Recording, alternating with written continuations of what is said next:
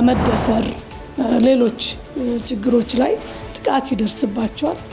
በተመሳሳይ ለአካል ጉዳተኝነት እንዲሁም ደግሞ ለማያውቁት ሀገር ወታደር ሆነው እንዲመለመሉ አካላቸው እንዲሰረቅ ለበርካታ ችግሮች ይጋለጣሉ።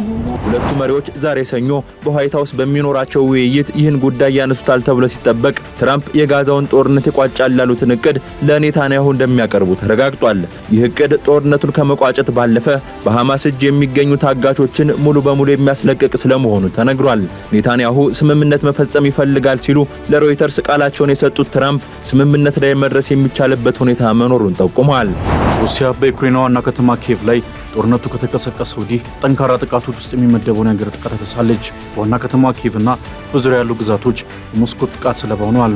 በጥቃቱ ሳቢያ በርካታ ህንጻዎች ፈራርሰውና ደግሞ የታዩ ሲሆን የተወሰኑ የኪየቭ ከተማ ነዋሪዎችም ወደ መጠለያ ስፍራዎች ለመግባት ተገደዋል። በዚህም ጥቃቱና ፍንዳታውም እጅጉን አስደንጋጭ ነበር ነው የተባለው። አንዳንድ ፍርደኞች ከማረሚያ ቤት ባመክሮ የሚወጡበት ሁኔታ እንደ መብት አድርገው ሲቆጥሩ ይስተዋላል። ባመክሮ መውጣት መብት ሳይሆን የመልካም ፍሬ ውጤት ነው።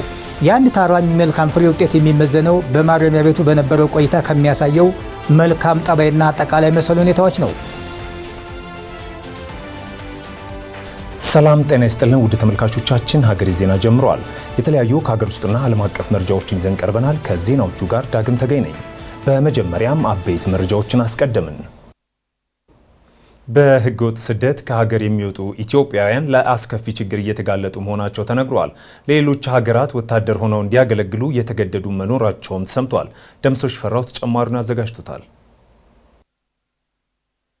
በህገወጥ መንገድ ከአገር የሚሰደዱ ዜጎች የተለያዩ ጾታዊ ጥቃቶችን ጨምሮ ለአካል ጉዳትና ለሞትም ጭምር ተጋላጭ የመሆን እድላቸው ሰፊ ስለመሆኑ ጥናቶች ያመላክታሉ። ከቅርብ ጊዜያት ወዲህ ደግሞ ለሌሎች ሀገራት ተገደው ወታደር እንዲሆኑ እየተደረጉ መሆኑን የሴቶችና ማህበራዊ ጉዳዮች ሚኒስትር ዴኤታ ሁሪያ አሊ ተናግረዋል።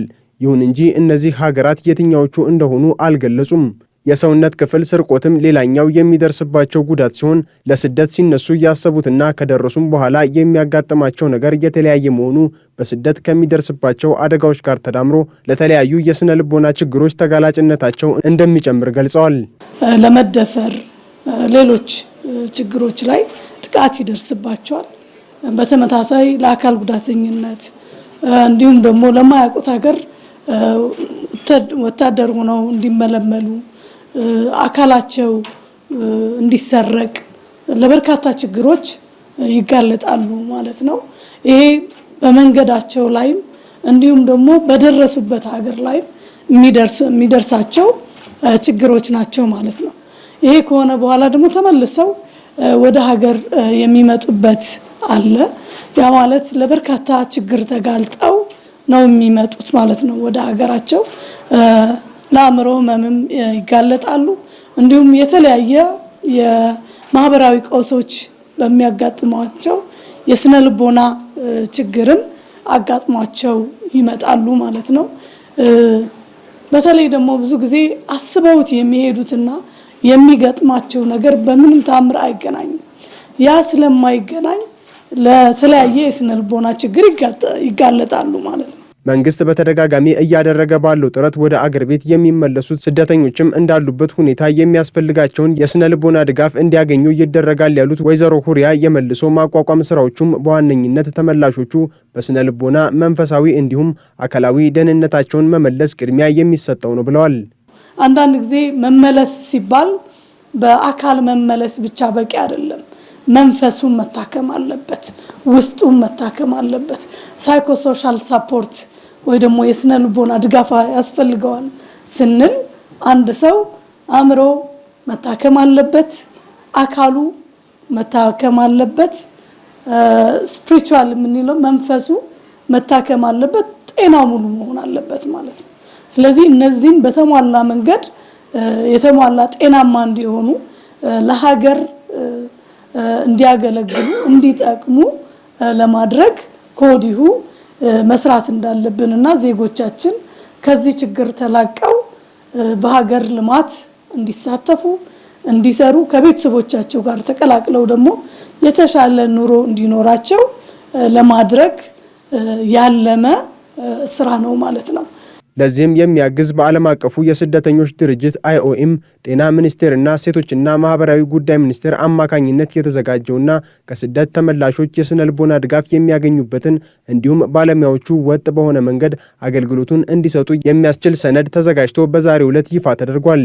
ከዚህ ቀደም ጥቅም ላይ ይውል የነበረው የስነ ልቦና ድጋፍ መስጫ መመሪያው ሌሎች አገራት ሲጠቀሙባቸው የነበረውን ሲሆን ዛሬ ይፋ የተደረገው ሰነድ ግን የኢትዮጵያንና የተመላሾቹን ነባራዊ ሁኔታ ባገናዘበ መልኩ ድጋፍ እንዲያገኙ የሚያስችል እንደሆነ በዓለም አቀፉ የስደተኞች ድርጅት IOM የአእምሮ ጤናና የስነ ልቦና ድጋፍ ባለሙያዋ ወይዘሮ አሲያ ሐሰን ገልጸዋል። ከዚህ ቀደም የምንጠቀማቸው ኢንተርናሽናል ሆኖ የተዘጋጁ መመሪያዎች ወይም ማኑዋሎችን ነበረ። እነዛ ማኑዋሎች ደግሞ ከፍልሰት ለተመላሾቹ ምናልባትም ቀጥተኛ የነሱን የሆነውን የተለየውን ፍላጎታቸውን አድረስ ማድረግ አይችሉም ነበር። ያም ስለሆነ ተጠንቶ ተመላሾች ብዙ ጊዜ እንዳያዩኛ ብዙ ተመላሾችን እናስተናግዳለን። በመናስተናግድበት ጊዜ ያላቸው ዩኒክ የሆነ ኒዳቸው ምንድነው የሚያስፈልጋቸው፣ በትክክል የትኛው ነገር ነው አድረስ መደረግ ያለበት የሚለው ተጠንቶ በዛ መሰረት ለኛ በሚሆን መሰረት የተዘጋጀ ማኑዋል ነው። ይሄም ማኑዋል ደግሞ ለሁለት ሙያተኞች የሚሆን ነው። አንደኛው ለጤና ባለሙያዎች፣ ሌላኛው ደግሞ ጤና ባለሙያ ላልሆኑ ሰዎች ግን ከፍልሰት ተመላሾችን ወይም ተመላሾችን ለሚያግዙ ሰዎች በሚረዳ መልኩ የተዘጋጀ ማኑዋል ነው። IOM በኢትዮጵያ ያለውን ህገወጥ ስደት ለመቀነስ እንዲሁም ከስደት ተመላሾች ወደ መደበኛ ህይወት እንዲመለሱ የተለያዩ ስልጠናዎችን እንዲሁም የግንዛቤ ማስጨበጫ ስራዎችን እየሰራ እንደሚገኝ ተነግሯል።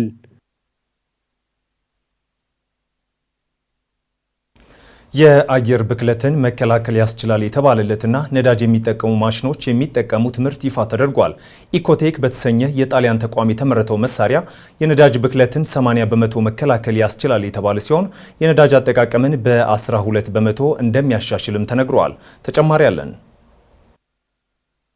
የካርቦን ልቀትን 80 በመቶ የሚቀንስ የቴክኖሎጂ ምርት ይፋ ተደረገ። ሱፐርቴክ የተሰኘው የቴክኖሎጂ ከተሽከርካሪዎች የሚለቀቀውን በካይ ጋዝ በአማካይ በ80 በመቶ ለመቀነስ የሚያስችል እንደሆነ የኢኮቴክ ኃላፊነቱ የተወሰነ የግል ማህበር ዋና ስራ አስኪያጅ የሆኑት ዶክተር ደሌሳድ አባ ተናግረዋል። አክለውም ኢንዱስትሪ እየተስፋፋ ባለበትና የነዳጅ መኪኖች ዓለምን በሚለቁት ጋዝ መበከላቸውን ለመቀነስ የለማው ይህ ቴክኖሎጂ የነዳጅ ቁጠባን በአማካይ በ12 በመቶ ያሻሽላል ብለዋል።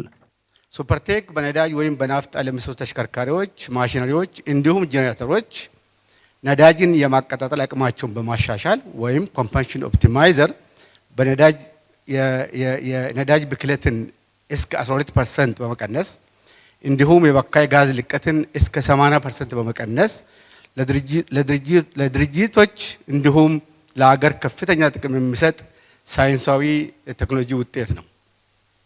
በተጨማሪም ሱፐርቴክ ባልተቀጣጠለ ነዳጅ የሚመጣውን የተሽከርካሪ ሞተሮችን በመጉዳት የተሽከርካሪዎችን ወይም የሞተሮችን እድሜ የሚያሳጥረውን ይሄ እንዳይሆን በማድረግ የሞተሮች እድሜን እንዲጨምር የሚያግዝ ትልቅ መሳሪያ ነው።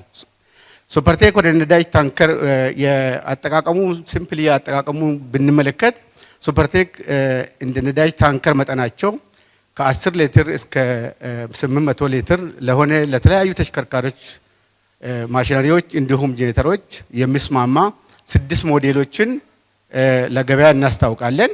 የአዲስ አበባ ከተማ አካባቢ ጥበቃ ባለስልጣን ዋና ስራ አስኪያጅ አቶ ዲዳ ድሪባ በበኩላቸው ተቋማት ዜጎች በንጹህና ባልተበከለ አካባቢ ላይ የመኖር መብት እንዳላቸው በማንሳት የአየር ንብረት መለወጥ በዓለም አቀፍ ደረጃ አሳሳቢ እንደሆነና ተቋማት ከትርፍ በዘለለ እንዲህ ባሉ ተግባራት ላይ መሳተፍ እንዳለባቸው ገልጸዋል።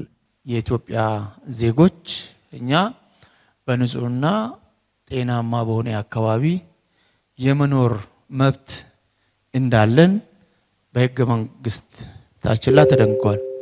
ይሄ የተደነገገው እንደ ዴሞክራሲያዊ መብቶች አንዱ ተደርገው በንጹህና ጤናማ አካባቢ ውስጥ የመኖር በአንቀጽ 44 ላይ ንዑስ አንቀጽ 1 ላይ በአግባቡ ተቀምጠዋል ማለት ነው።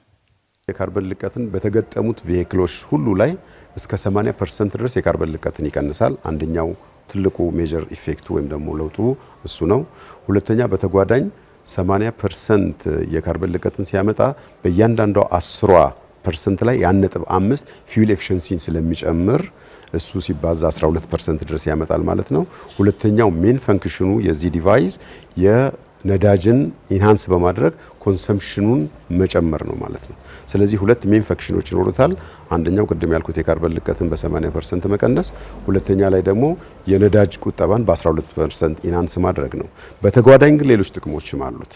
ተጓዳኝ ጥቅሞች ውስጥ አንዱና ዋነኛው የሜንቴናንስ ኮስትን መቀነስ ነው። የቴክኖሎጂ ምርቱ በጣሊያን ሀገር ለምቶ ወደ ሀገር ውስጥ የሚገባ ሲሆን ከተሽከርካሪዎች በዘለለ ለግብርና ማሽነሪዎች፣ ጄኔሬተርና ማንኛውም ነዳጅ የሚጠቀሙ ማሽኖች ሊጠቀሙት እንደሚችሉም ተገልጿል። አሜሪካ የጋዛው ጦርነት እንዲቋጭ ያደርጋል ያለችውን እቅድ ለእስራኤል ልታቀርብ መሆኑ ተሰምቷል። እስራኤል እስካሁን ጦርነቱን ለመቋጨት ፍንጭ ባታሳይም በጠቅላይ ሚኒስትሯ በኩል ሀሳቧን ታሳውቃለች ተብሎ ይጠበቃል። የሁለቱ ሀገራት መሪዎች በጉዳዩ ዙሪያ ንግግር እንደሚያደርጉም ተነግሯል። ሚኪያስ ኃይሌ ያዘጋጀውን እሱ ባሉ ጋሻው እንደሚከተል ያቀርበዋል። ዓለም የጋዛው ጦርነት እንዲያበቃ ፍላጎቷን ማሳየት ከጀመረች ሰንበት ብላለች። የተለያዩ ሀገራትም ጦርነቱ እንዲያበቃ ሊያደርግ ያስችላል የሚሉትን ሀሳብ ከማቅረብ በዘለለ የተለያዩ ውሳኔዎችን በማሳለፍ ላይ ተጠምደዋል። እስራኤል በአንጻሩ ሐማስ ከአካባቢው ካልጠፋ ዘመቻዬን አላቋርጥም በሚለው አቋሟ ጸንታለች። አሜሪካን ብትሆን እስራኤልን እየደገፈች ነው ከሚለው የሌሎች አካላት ወቀሳ ባሻገር ጦርነትን መቋጨት የሚያስችላትን ሁነኛ ውል ማግኘት አልቻለችም። ጦርነቱን አስመልክቶ ከሚሰነዘረው አስተያየቶች ባለፈ ከአሜሪካና እስራኤል ጋር ወዳጅነት እንዳላቸው የሚነገርላቸው ሀገራትም ለፍልስጤም እውቅና እየሰጡ ይገኛሉ። በቅርብ ቀናት ውስጥ አውስትራሊያ፣ ካናዳ፣ ፈረንሳይና እንግሊዝ ፍልስጤም ነጻ ሀገር መሆኗን ወደ መቀበል መምጣታቸው በርካቶች ላይ ግርምትን የፈጠረ ጉዳይ ሆኗል። የአውሮፓ ህብረትም ከእስራኤል ጋር ያለውን ስምምነቶች ለመከለስ ብሎም ማዕቀብ ለመጣል የሚያስችለው እንቅስቃሴ ውስጥ መሆኑን ከ2 ሳምንት በፊት አስታውቋል። ፍልስጤም በዚህ ጦርነት ወቅት ከሞትና መሰል የጦርነት ውጤቶች ባለፈ መልካም ነገር አጋጥሟታል ከተባለ ሊነሳ የሚችለው ነገር የሌሎችን ሀገራት ድጋፍ በቸሯት የሀገርነት እውቅና በኩል ማግኘቷ ነው። እውቅና የሰጧት ሀገራት ቁጥርም ከ150 በላይ ደርሷል። ሌሎች ተጨማሪ ሀገራትም በቀጣይ ጊዜያት እውቅና እንደሚሰጧት ይጠበቃል። አነጋጋሪ ሆኖ በዘለቀው በ80ኛው የተባበሩት መንግስታት ድርጅት ጠቅላላ ጉባኤ ላይ ጆሮ ገብ ሆነው ካለፉ ጉዳዮች መካከልም ይህ ጦርነት ተጠቃሹ ነው። በጉባኤው ንግግር ያደረጉት የሳውዲ አረቢያው የውጭ ጉዳይ ሚኒስትር ሉል አሳል ቢን ፋራህ አል ሳውድ ዓለም እስራኤልን በቃሽ ሊላት ይገባል ሲሉ፣ ይህ ካልሆነ ግን መዘዙ ከባድ ስለመሆኑ ጠቁመዋል። ከሳምንታት በፊት ኳታር ላይ የደረሰው ጥቃት ደግሞ በሚኒስትሩ እንደ ማሳያ የተነሳ ጉዳይ ሆኗል። እስራኤል አካባቢው ላይ ያላትን ጉልበት ለማሳየት አቅዳ ለድርድር ወደ ኳታር የሄዱ የሐማስ አመራሮች ላይ ጥቃት ፈጽማለች ያሉት ሚኒስትሩ ይህ የሀገሪቱ አካሄድ ሃይባይ እንደሚያስፈልጋት የሚያሳይ ነው ብለዋል። ለፍልስጤም የሀገርነት እውቅና የሰጡ ሀገራት የእስራኤልን ክብር የሚነካ ተግባር ፈጽመዋል ያሉት የእስራኤሉ ጠቅላይ ሚኒስትር ቤንያሚን ኔታንያሁ የሀገራቱን ውሳኔ አጣጥለዋል። የአሜሪካው ፕሬዝዳንት ዶናልድ ትራምፕም ቢሆኑ ለፍልስጤም እውቅና የሰጡ ሀገራት ለሐማስ ሽልማት እንደሰጡ ይቆጠራል ሲሉ ውሳኔው ጦርነቱን የሚያባብስ ነው የሚል አስተያየታቸውን ሰጥተዋል። ሁለቱ መሪዎች ዛሬ ሰኞ በዋይት ሃውስ በሚኖራቸው ውይይት ይህን ጉዳይ ያነሱታል ተብሎ ሲጠበቅ ትራምፕ የጋዛውን ጦርነት ይቋጫል ያሉትን እቅድ ለኔታንያሁ እንደሚያቀርቡ ተረጋግጧል። ይህ እቅድ ጦርነቱን ከመቋጨት ባለፈ በሐማስ እጅ የሚገኙ ታጋቾችን ሙሉ በሙሉ የሚያስለቅቅ ስለመሆኑ ተነግሯል። ኔታንያሁ ስምምነት መፈጸም ይፈልጋል ሲሉ ለሮይተርስ ቃላቸውን የሰጡት ትራምፕ ስምምነት ላይ መድረስ የሚቻልበት ሁኔታ መኖሩን ጠቁመዋል። ይህ ስምምነት ከጋዛ ባለፈ መካከለኛው ምስራቅን የሚመለከት ስለመሆኑ ያነሱት ትራምፕ ኳታር፣ ሳውዲ አረቢያ፣ የተባበሩት አረብ ኤሚሬቶች፣ ዮርዳኖስና ግብጽ ስምምነት ላይ እንዲደረስ እየሰሩ ነው ሲሉ ምስጋናቸውን አድርሰዋል። ጉዳዩን አስመልክቶ ከሮይተርስ ጥያቄ የቀረበላቸው ስማቸው ያልተጠቀሰ የእስራኤል ባለስልጣን ግን ስምምነት ላይ ይደረሳሉ የሚለው ጉዳይ በቀላሉ የሚመለስ አለመሆኑን ተናግረዋል። በስምምነቱ ረቂቅ ዙሪያ የእስራኤል አቋም እንዴት ያለ ነው የሚለውም በዛሬው የዋይት ሃውስ ስብሰባ ላይ እንደሚታወቅ ጠቁመዋል። 21 ነጥብ ያለው የሰላም ስምምነት ረቂቅ በተባበሩት መንግስታት የሰሞኑ ስብሰባ ወቅት ሲዘዋወር እንደነበር የተናገሩ እማኞች እስራኤል ከዚህ በኋላ በኳታር ላይ ጥቃት እንደማትሰነዝርና እስራኤልና ፍልስጤም በጋራ መኖር የሚችሉበት ሁኔታ ላይ ትኩረት ያደረገ መሆኑን ነው የገለጹት። ይህ ዘገባ እስከተጠናቀረበት ጊዜ ድረስ የሁለቱ መሪዎች ስብሰባ ያልተጀመረ ሲሆን የስብሰባው ውጤት እጅጉን ተጠባቂ ሆኗል። ከተለያዩ ሀገራት እንዲሁም ከእስራኤላውያን ታጋቾች ቤተሰቦች ከፍተኛ ግፊት እየተደረገባቸው የሚገኙት የእስራኤሉ ጠቅላይ ሚኒስትር ቤንያሚን ኔታንያሁ ታጋቾች ሳይለቀቁ የሚፈጸም የሰላም ስምምነት አይኖርም የሚል አቋም ከማራመዳቸው ባሻገር የሐማስ ሕልውና እንዲከስም የሚፈልጉ ናቸው። ይህም ከሐማስ ጋር የተኩስ አቁም ስምምነት ላይ ለመድረስ አዳጋች ሁኔታ ፈጥሮ ቆይቷል። አሜሪካና ጥቂት የማይባሉ የመካከለኛው ምስራቅ ሀገራት አዘጋጅተውታል የተባለው ረቂቅ ስምምነትም ቢሆን በእስራኤል በኩል በቀላሉ ተቀባይነትን ያገኛል ተብሎ አይጠበቅም። ይህም የዛሬ የምሽቱን ስብሰባ ተጠባቂ እንዲሆን አድርጎታል። ለፍልስጤም የሀገርነት እውቅና እየሰጡ የሚገኙ ሀገራት የጋዛ ጉዳይ በእስራኤልና ፍልስጤም መካከል በሚደረግ ድርድር እንዲቋጭ የሚፈልጉ መሆናቸውንና ጉዳዩ የሁለት ሀገራት ጉዳይ መሆኑን እንደሚያምኑ ይገልጻሉ። እስራኤል ደግሞ የፍልስጤምን የሀገርነት ጉዳይ እውቅና ካለመስጠት ባለፈ የራሷን ዘመቻ በማከናወን ጉዳዩን በራሷ ለመጨረስ ፍላጎት ያላት ስለመሆኗ ባለፉት 2 ዓመታት ውስጥ ታይቷል። የተባበሩት መንግስታት ድርጅትና ሌሎች ዓለም አቀፍ ድርጅቶች ግን የሰላም ስምምነቱ በአስቸኳይ እንዲፈጸም ከመጎትጎት ቦዝነው አያውቁም። ሩሲያ በዩክሬን ዋና ከተማ ኪየቭና በሌሎች አካባቢዎች ያደረሰችው የአየር ላይ ጥቃት ከባድ ውድመት አድርሷል ተባለ። ፕሬዝዳንት ዘለንስኪ ጥቃቱ አረመናዊ ነው ሲሉ ያወገዙ ሲሆን ዓለም አቀፉ ማህበረሰብ በሩሲያ የውጭ ንግድ ላይ የማዕቀብ ጫና እንዲያሳድርም ጠይቀዋል። ሙሴ ከበደ ተጨማሪ አለው። ሩሲያ በዩክሬን ዋና ከተማ ኪየቭ ላይ ጦርነቱ ከተቀሰቀሰ ወዲህ ጠንካራ ጥቃቶች ውስጥ የሚመደበውን የአየር ጥቃት አድርሳለች። በዋና ከተማ ኪየቭና በዙሪያ ያሉ ግዛቶች የሞስኮ ጥቃት ሰለባ ሆነዋል። በጥቃቱ ሳቢያ በርካታ ህንፃዎች ፈራርሰው ወደሞ የታዩ ሲሆን የተወሰኑ የኪየቭ ከተማ ነዋሪዎችም ወደ መጠለያ ስፍራዎች ለመግባት ተገደዋል። በዚህም ጥቃቱና ፍንዳታውም እጅጉን አስደንጋጭ ነበር ነው የተባለው። የዩክሬን ፕሬዝዳንት ቮሎዲሚር ዜሌንስኪም የሩሲያን አስደንጋጭ አየር ላይ ጥቃት እጅግ አስቀያሚ ነው ሲሉ አውግዘውታል። በቢቢሲ ላይ እንደሰፈረው ዘገባ ከሆነ ሩሲያ 595 ድሮኖችንና 48 ሚሳኤሎችን በመጠቀም ዋና ከተማዋን ኪየቭን ጨምሮ በርካታ የዩክሬን አካባቢዎችን መደብደቧን የገለጹት ፕሬዝዳንቱ ለ12 ሰዓታት ያህል በዘለቀው በዚህ የሩሲያ ድብደባ ቢያንስ 4 ሰዎች ሲገደሉ ከ80 በላይ ተጨማሪ ሰዎች ስለመቁሰላቸው አስታውቀዋል። ጦርነቱ ከተጀመረበት ጊዜ አንስቶም በኪየቭ ላይ ከተፈጸሙ አስከፊ ጥቃቶች መካከል አንዱ ሆኗል የተባለው በመላ ሀገሪቱ ያሉ ግዛቶችም እንዲሁ የክሬምሊን ኃይሎች ጥቃት ውስጥ እንደነበሩ የተነገረ ሲሆን በሰሜን አትላንቲክ የጦር ጥምረት ወይም ኔቶና በሩሲያ መካከል ያለ ውጥረት መልኩን እየለወጠ በመጣበት ሰዓት የተሰነዘረ ጥቃት መሆኑም የጦርነቱን አቅጣጫ የሚቀይርበት እድል ሰፊ ስለመሆኑ የተሰማ ነው። የዩክሬን መሬት በሚሳኤል አረሮች ያደባየው አስከፊው ጥቃት ከሌሊት አንስቶ እስከ ንጋት መቀጠሉንም የዩክሬን ባለስልጣናት አሳውቀዋል። የዩክሬን መከላከያ በበኩሉ ወደ ግዛቱ ከተተኮሱት ሚሳኤሎችና ድሮኖች መካከል 568 ድሮኖችንና 43 ሚሳኤሎችን ማክሸፉን ቢገልጽም በአየር መከላከያ ስርዓቱ ሳይከሽፉ የቀሩት የአየር ላይ ጥቃቶች በፋብሪካዎች፣ በመኖሪያ ህንፃዎች እንዲሁም በኃይል መሰረተ ልማቶች ላይ ከባድ ውድመት አድርሰው ታይተዋል። ጥቃቱን እጅግ አስቀያሚ ሲሉ የገለጹት ዜሌንስኪም ድርጊቱን በማውገዝ ሩሲያ ለጦርነቱ ከፍተኛ የገንዘብ ድጋፍ እያገኘችበት ነው ባሉት የነዳጅ ሽያጭ ገቢ ላይ ዓለም አቀፉ ማህበረሰብ ከባድ ጫና እንዲያደርግም በድጋሚ አሳስበዋል። ዩክሬን እስካሁን የአሜሪካው ፕሬዚደንት ዶናልድ ትራምፕ በሞስኮ ላይ ጠንካራ ማዕቀብ እንዲጥሉ ማሳመን አልቻለችም። ይሁንና ትራምፕ በተባበሩት መንግስታት ድርጅት ጠቅላላ ጉባኤ ላይ ከዚህ በፊት ከነበራቸው አቋም በተለየ መልኩ በሩሲያ ላይ ትችት መሰንዘራቸውና ዩክሬን በሩሲያ የተያዙባትን መሬቶች በውጊያ ትመልሳለች ሲሉ መናገራቸው በቀጣይ በሩሲያ ላይ ማዕቀብ ሊጥሉ አሊያም ለዩክሬን ወታደራዊ ድጋፎችን ሊያደርጉ ይችላሉ ተብሎ ጠብቋል። የሩሲያ ጦር ትላንት ምሽት በዩክሬን ወታደራዊ ኢንዱስትሪ ተቋማት ላይ ከፍተኛ ጥቃት መፈጸሙንም የሀገሪቱ መከላከያ ሚኒስቴርን ጠቅሶ ስፑትኒክ ዘግቧል። የወታደራዊ አየር መንገድ መሰረተ ልማት ኢላማ መደረጉንም ሚኒስቴሩ ገልጿል። የጥቃቱ ዓላማዎች መሳካታቸውንና ሁሉም የታቀዱ ኢላማዎች መመታታቸውን የሚያስታውቀው ሚኒስቴሩ በዩክሬን ወታደራዊ ኢንዱስትሪ መሰረተ ልማት ላይ የሚደረጉ ጥቃቶች የሞስኮ ልዩ ወታደራዊ ኦፕሬሽን ስትራቴጂ ወሳኝ አካል ናቸውም ብሏል። የክሬምሊኑ ቃል አቀባይ ዲሚትሪ ፔስኮቭ ደግሞ ዩክሬን ሩሲያን ለማጥቃት ብትሞክር ሩሲያ እንዴት ምላሽ እንደምትሰጥ ሁሉም ይገነዘባል ሲሉ አስጠንቅቀዋል። ከሩሲያ ግዙፍ ጥቃት በኋላ ዩክሬን የአጸፋ እርምጃ ለመውሰድ ከሞከረች ያልጠበቀ ከባድ ቅጣት እንደሚጠብቃት ያስጠነቀቀችው ሞስኮ 4 ዓመታት ሊደፍን በተቃረበው ጦርነት በዩክሬን ላይ የሚወሰደው የተጠናከረ ጥቃት ይቀጥላል ብላለች። ቃል አቀባዩ ፔስኮቭ በሰጡት መግለጫ አክለውም በዩክሬን ያለው ሁኔታ ቀን በቀን እየተባባሰ ነው፣ የዩክሬን ባለስልጣናት ሰላማዊ መፍትሄ አይፈልጉም ብለዋል።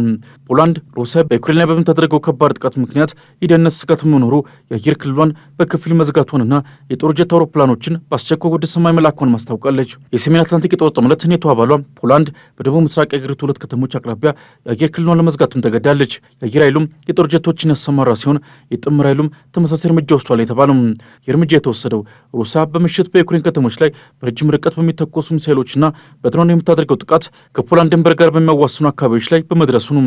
የፖላንድ የጦር ኃይሎች ኦፕሬሽናል ኮማንድ ባወጣው መግለጫ እንዳመላከተው ደግሞ የፖላንድና የኔቶ አጋር አውሮፕላኖች የአገሪቱን የአየር ክልል ደህንነት ለመጠበቅ ወደ ስራ ገብተዋል። እነዚህ እርምጃዎች የመከላከያ ተፈጥሮ ያላቸው ሲሆኑ በተለይም በአደጋ ቀጠና አቅራቢያ የሚገኙትን አካባቢዎችና ዜጎችን ለመጠበቅ ያለሙ ናቸው ሲል ኮማንዶ ገልጿል። በሌላ በኩል በጀርመን ዴንማርክና ሉታንያ ምንነታቸው ያልታወቀ ሰው አልባ አውሮፕላኖች መታየታቸው አውሮፓን ስጋት ውስጥ እንድትገባ አድርጓታል። ቭላዲሚር ፑቲን የኔቶን አቅም እየፈተሹ ነው በሚል ቢወቀሱም ሞስኮ በጉዳዩ ላይ እጇ እንደሌለበት ዓለም ይወቅልኝ ያለች ነው። በትምህርት ጠቅላላ ጉባኤ ላይ የተገኙት የውጭ ጉዳይ ሚኒስትሩ ሰርጌይ ላቭሮቭም ሀገራቸው የአውሮፓ ህብረትን ወይም የኔቶ አባል ሀገራትን የማጥቃት ፍላጎት እንደሌላት መናገራቸው የሚታወስ ሲሆን ሆኖም ወደ ሞስኮ የሚቃጣ ማንኛውም ጥቃት ወሳኝ የሆነ አጸፋ እንደሚሰጠው ማስጠንቀቃቸው አይዘነጋም።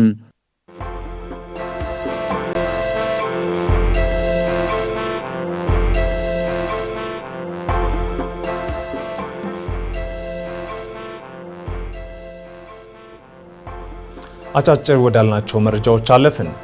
ኢትዮጵያ የዓለም ንግድ ድርጅትን ለመቀላቀል ለረጅም ዓመታት ስታቀርብ የነበረውን ጥያቄ ተቀባይነት ለማግኘት መቃረቡን የንግድና ቀጠናዊ ትስስር ሚኒስቴር አስታውቋል። የዓለም ንግድ ድርጅት 6ኛ የሥራ ቡድን ስብሰባውን በስዊዘርላንድ ጄኔቫ ሲያካሄድ በቆየበት መድረክ ተስፋ ሰጪ ምላሾች መገኘታቸውም ተገልጿል። በስብሰባው ከሥራ ቡድኑ አባላት ለተነሱ ከ200 በላይ ጥያቄዎች ምላሽ መሰጠቱን የገለጹት የንግድና ቀጠናዊ ትስስር ሚኒስትሩ ዶክተር ካሳሁን ጎፌ የዓለም ባንክን ጨምሮ 30 ሀገራት ድጋፍ መስጠታቸውን ተናግረዋል። በተጨማሪም የሥራ ቡድኑ የኢትዮጵያን የፍሬ ነገር ሪፖርት ወደ ሥራ ቡድን ረቂቅ ሪፖርት ማሳደጉ በዚህም ኢትዮጵያ የዓለም ንግድ ድርጅት አባልነት ጥያቄ ካቀረበች ከዓመታት በላይ የፈጀውን ሂደት አንድ እርምጃ ያራመደ ስለመሆኑ አብራርተዋል። የድርጅቱ 7ኛ የሥራ ቡድን ስብሰባ በመጪው ወር ጥር 2018 ዓ.ም ለማካሄድ መወሰኑንና በቀጣይ ቀሪ ሀገራት ላይ ተረባርቦ መስራት እንደሚያስፈልግም ሚኒስትሩ በሰጠው መግለጫ አመላክቷል።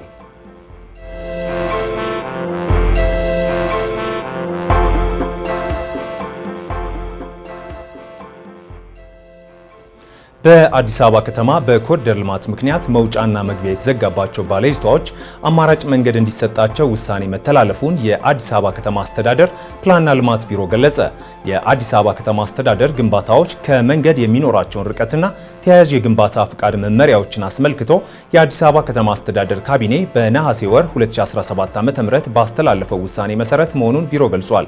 በዚህ ውሳኔ መሰረት የለሙ ኮሪደሮች ላይ የሚገኙና በተለያየ ስሪት ማለትም ነባር ምትክ ምደባና ጨረታ ተብሎ የተላለፉ ይዞታዎች እንዲሁም በኮሪደሩ የአረንጓዴ ልማት መግቢያና መውጫ መንገድ የተዘጋባቸው ባለይዞታዎች ነባር ሁኔታውን ከግምት ውስጥ በማስገባት አማራጭ መንገድ ተጠንቶ ወደ ልማት እንዲገቡ ይደረጋል ነው የተባለው።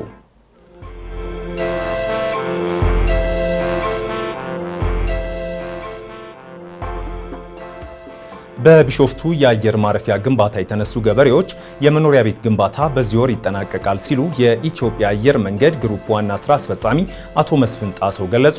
ስራ አስፈጻሚው አዲሱ ኤርፖርት ሊገነባ የሚችልበትን ቦታ በፈረንሳይ ኩባንያ እንዲጠና ተደርጓል ነው ያሉት። ጥናቱን ቢሾፍቱ አጠገብ አቡሴራ የሚባል ቦታ ከሁሉም የተሻለ ቦታ እንደሆነ የተጠቆመ ሲሆን የመጀመሪያ ደረጃ ማስተር ፕላንና የአዋጭነት ጥናትም ተሰርቶለታል ነው የተባለው። አዋጭነቱ ከተረጋገጠ በኋላ በኮቪድ ምክንያት ፕሮጀክቱ መቀዛቀዙን ገልጸው ከዚያ ግን ጥናቶቹ ተከልሰው ወደ ስራ ተገብተዋል ነው ያሉት። እንደ አቶ መስፍን ገለጻ ግንባታው በሚከናወንበት አካባቢ ያሉ ገበሬዎች ሲነሱ ዳግም ማቋቋም እንደሚገባ በማመን ከቢሾፍቱ አስተዳደር ጋር በመነጋገር ምን አይነት ቤትና ስራ ይገባቸዋል ተብሎ ግንባታ ተጀምሯል። ግንባታውን በያዝነው መስከረም ወር እንደሚጠናቀቅ ፕሬስ ድርጅት ዘግቧል።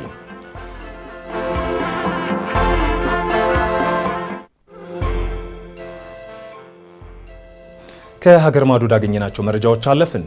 የኡጋንዳው ፕሬዝዳንታዊ ምርጫ ዘመቻ በይፋ ተጀምረዋል። የምርጫው ፉክክር በወቅቱ ፕሬዝዳንት ዮዌሪ ሙሴቬኒና በዋና ተቀናቃኛቸው ቦቢ ዋይን መካከል ይሆናል ተብሎ ይጠበቃል። የሀገሪቱ የምርጫ ኮሚሽን 8 ፕሬዝዳንታዊ እጩዎች ቅስቀሳቸውን በመላው ሀገሪቱ እንዲያካሂዱ መርሃ ግብር አውጥቷል። የ81 ዓመቱ ሙሴቬኒ ለ40 ዓመታት በኡጋንዳ መሪነት ከቆዩ በኋላ በድጋሚ መመረጥ ይፈልጋሉ። እንደ አውሮፓውያኑ አቆጣጠር በ2017 የህግ አውጪዎች በፕሬዝዳንትነት ላይ የተደነገገውን የዕድሜ ገደብ በማንሳት ሙሴቬኒ እስከፈለጉ ድረስ እንዲወዳደሩ እንዲያስችላቸው አድርገውታል። ተቺዎች የሙሴቬኒ መንግስት እየፈጸመ ነው ያሉትን የሰብአዊ መብት ረገጣና የፖለቲካ ተቀናቃኞችን አፈና ማውገዛቸውን አፍሪካ ኒውስ ዘግበዋል። እንደ አውሮፓውያኑ አቆጣጠር በ2001 በነበረው ፕሬዝዳንታዊ ምርጫ 35 በመቶ ድምጽ በማግኘት ሁለተኛ ደረጃን ያገኙት ተፎካካሪው ቦቢ ዋይን በወቅቱ ምርጫው የተጭበረበረ ነው ማለታቸው ይታወሳል።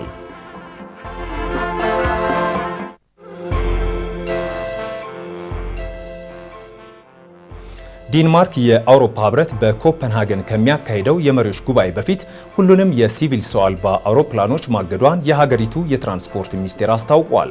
ሚኒስቴሩ ውሳኔው የተላለፈው ለፖሊስ የጸጥታ ስራን ለማቃለል መሆኑን ቢገልጽም በውጭ ሀገራት የሰው አልባ አውሮፕላኖች ጥቃት ስጋትን በተመለከተ የተነሳውን ጥርጣሬ ግን አልተቀበለም። ዴንማርክ በቅርብ ሳምንታት ውስጥ ፍቃድ ያልተሰጠው የሰው አልባ አውሮፕላኖች እንቅስቃሴ መስተዋሉን ሪፖርት ካደረጉ በርካታ የአውሮፓ ሀገራት መካከል አንዷ ነች። ከ10 የአውሮፓ ህብረት ሀገራት የተውጣጡ የመከላከያ ሚኒስትሮች ለእይታዎቹ ምላሽ ለመስጠት የድሮን ግድግዳ በሚል ከለላ ለመስራት ተስማምተዋል። ኔቶ ደግሞ በባልቲክ ውቅያኖስ አካባቢ ያለውን ጥበቃ ለማጠናከር ማቀዱን ቢቢሲ ዘግበዋል።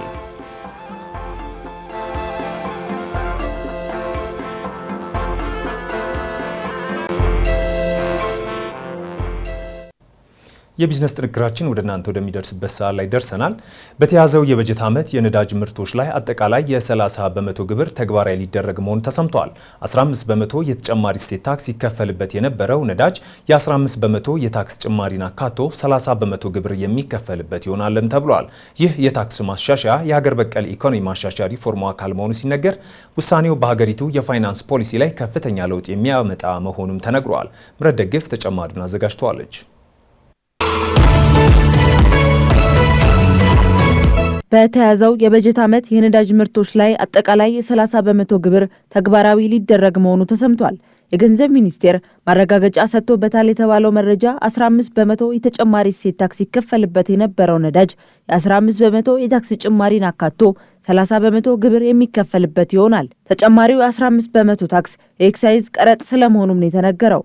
ይህ የታክስ ማሻሻያ የሀገር በቀል የኢኮኖሚ ማሻሻያ ሪፎርሙ አካል መሆኑ ሲነገር፣ ውሳኔው በሀገሪቱ የፋይናንስ ፖሊሲ ላይ ከፍተኛ ለውጥ የሚያመጣ መሆኑም ተገልጿል።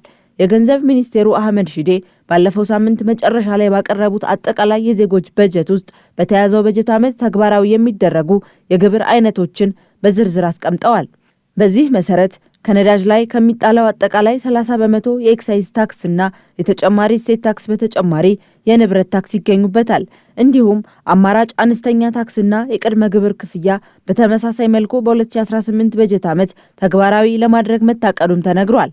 መንግስት ለነዳጅ ድጎማ የማውጣው ወጪ ከፍተኛ ነው ሲል የታለመለት የነዳጅ ድጎማ ስርዓትን ተግባራዊ አድርጎ የብዙሃን መገናኛ ትራንስፖርት አገልግሎት ሰጪዎችን ለይቶ ሲደጉም መቆየቱ የሚታወስ ነው። ከወራት በፊት መንግስት ለነዳጅ የሚያደርገውን ድጎማ በማንሳት የነዳጅ ዋጋ በዓለም አቀፍ ገበያ እንዲመራ አድርጓል። ነዳጅ ከፍተኛ የውጭ ምንዛሬ የሚወጣበት ምርት ከመሆኑ ጋር ተያይዞ መንግስት ለነዳጅ የሚወጣውን ወጪ ለመቀነስ እንደሚሰራ ደጋግሞ አስታውቋል። የነዳጅ ዋጋ በገበያ እንዲመራ ከማድረግ ባለፈ የነዳጅ አጠቃቀም ላይ ማሻሻያ ማድረግ እንደሚገባም ተጠቁሟል። ይህን መሰረት አድርጎ በኤሌክትሪክ የሚሰሩ ተሽከርካሪዎች በተሻለ ማበረታቻ ወደ ሀገር ውስጥ እንዲገቡ እየተደረገ ይገኛል። በኤሌክትሪክ የሚሰሩ ተሽከርካሪዎች ቁጥርም ከ100 ሺህ መሻገሩን መረጃዎች ያመለክታሉ። በነዳጅ የሚሰሩ ተሽከርካሪዎችን ወደ ኤሌክትሪክ ለመቀየር ስታንዳርድ ጸድቆ መመሪያ እየተዘጋጀ መሆኑንም የትራንስፖርትና ሎጂስቲክስ ሚኒስቴር አስታውቋል። ይሁንና አሁንም ድረስ ነዳጅን መሰረት ያደረገው የኢትዮጵያ ኢኮኖሚ እንቅስቃሴ ብሎም የነዳጅ ዋጋ ጭማሪን መሰረት በማድረግ የሚፈጠረውን ሰው ሰራሽ የዋጋ ንረት ስጋት ሆኖ መቀጠሉ አይቀሬ ስለመሆኑ ሲነገር፣ በጉዳዩ ዙሪያ የባለሙያዎችን አስተያየት አካተን የምንመለስበት ይሆናል። አመክሮ የሚፈቅደው በወንጀል ሕጉ መሰረት ቅጣቱን የጣለበት ፍርድ ቤት ነው። የአመክሮ ጊዜው ሲደርስ ጥያቄውን በማረሚያ ቤት በኩል ወይም በጠበቃው ለፍርድ ቤት ማቅረብ ይችላል። አመክሮ እንዴት ይሰጣል? የዛሬው ከጠበቃው ጋር ጥንክራችን ነው። ተከታትለን እንመለስ።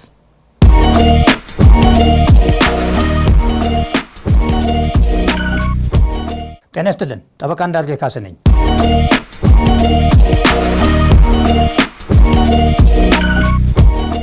አንድ ታራሚ በአመክሮ ከማረሚያ ቤት እንዴት ሊወጣ እንደሚችልና ተያያዥ ነጥቦችን እናነሳለን። አመክሮ ማለት አንድ ታራሚ ከተፈረደበት የእስር ጊዜ 2/3ኛውን በመልካም ጠባይ ካሳለፈ ቀሪውን የእስር ጊዜ ከማረሚያ ቤት ውጭ ሆኖ በመልካም ጠባይ ሊያሳልፍ ይችላል ተብሎ ሲታመን የሚፈታበት ስርዓት ነው። አመክሮ አንድ ታራሚ ወደ ማረሚያ ቤት በሚገባበት ጊዜ በቅበላ ወቅት የተወሰነበት ቅጣት ከመፈጸሙ በፊት ቀደም ብሎ በአመክሮ ሊለቀቅ የሚችል መሆኑን እንዲሁም የአመክሮ ድል ለማግኘት ምን አይነት ግዴታዎች መፈጸም ያለባት ስለመሆኑ ግንዛቤ ሊፈጠርለት እንደሚገባ ሕጉ ያስገድዳል። አንዳንድ ፍርደኞች ከማረሚያ ቤት በአመክሮ የሚወጡበት ሁኔታ እንደ መብት አድርገው ሲቆጥሩ ይስተዋላል። በአመክሮ መውጣት መብት ሳይሆን የመልካም ፍሬ ውጤት ነው። የአንድ ታራሚ መልካም ፍሬ ውጤት የሚመዘነው በማረሚያ ቤቱ በነበረው ቆይታ ከሚያሳየው መልካም ጠባይና አጠቃላይ መሰል ሁኔታዎች ነው። በአመክሮ ለመለቀቅ የሚከተሉት ሁኔታዎች ሊሟሉ ይገባል። ከተወሰነበት እስራት ጊዜ ከ3 እጅ 2ቱን መፈጸም ወይም የተወሰነበት የዕድሜ ልክ እስራት ፍርድ ከሆነ 20 ዓመት መፈጸም፣ የተወሰነበትን ነፃነት የሚያሳጣ ቅጣት ወይም የጥንቃቄ እርምጃ በመፈጸም ላይ እያለ በስራውና በጠባው የተረጋገጠ መሻሻል ማሳየት፣ ለደረሰው ጉዳት በተቻለ መጠን በፍርድ የተወሰነ ወይም ከተበዳይ ጋር በተደረገው ስምምነት መሰረት ካሳ ለመክፈል ማረጋገጫ ማቅረብ፣ አመሉና ጠባው በመልካም አኗኗር ለመኖር እንደሚያስችለውና በአመክሮ መፈታቱ መልካም ውጤት ሊያስገኝ ይችላል ተብሎ ሲታመን፣ ደጋጋሚ ወንጀለኛ ለመሆን ማለትም አስቀድሞ ሌላ ወንጀል ሪከርድ ከሌለበት ነው። አመክሮ የሚፈቅደው በወንጀል ሕጉ መሰረት ቅጣቱን የጣለበት ፍርድ ቤት ነው። የአመክሮ ጊዜው ሲደርስ ጥያቄውን በማረሚያ ቤት በኩል ወይም በጠበቃው ለፍርድ ቤት ማቅረብ ይችላል። ማረሚያ ቤቱም የታሰረበትን ጊዜ መጠንና በቆይታ የነበረውን መልካም ጠባይ መሰረት አድርጎ በአመክሮ ቢፈታ የሚደገፍ መሆኑን ወይም የሚቃወም መሆኑን አስተያየት እንዲያቀርብ ይጠበቃል። ፍርድ ቤቱ ከላይ የተመለከቱት ቅድመ ሁኔታዎችን ተሟልቷል ብሎ ካመነ ታራሚው በአመክሮ እንዲፈታ በመፍቀድ አመክሮው የሚቆይበትን ጊዜ አብሮ ይወስናል። ታራሚው ተፈቶ መልካም ጠባዩ ወይም ሕግ አክብሮ መኖሩ የሚፈተንበት ጊዜ መጠን የሚወሰነው እስከ ቀሪው የእስር ጊዜ ድረስ ሆኖ በማንኛውም ሁኔታ ከ2 ዓመት ሊያንስ ተቃራኒ ድንጋጌ ከሌለ በስተቀር ከ5 ዓመት ሊበልጥ አይችልም። የዕድሜ ልክ ፍርደኛ ከሆነ የፈተና ጊዜው ከ5 ዓመት ሊያንስ ከ7 ዓመት ሊበልጥ አይችልም። አመክሮ የተቀጪው ጠባይ ማሻሻያና ወደ ደንበኛው ማህበራዊ ኑሮ መመለሻ ሆኖ የሚቆጠር ሲሆን መፈታቱ ተፈላጊውን ውጤት የሚያስገኝ መሆኑ ፍርድ ቤቱ ካላመነበት በቀር ሊፈቀድ አይችልም። ታራሚዎችና የታራሚ ቤተሰቦች ሊያውቁት የሚገባ ነጥብ አመክሮ መብት ሳይሆን የመልካም ፍሬ ውጤት መሆኑን መገንዘብ ያስፈልጋል። አመሰግናለሁ።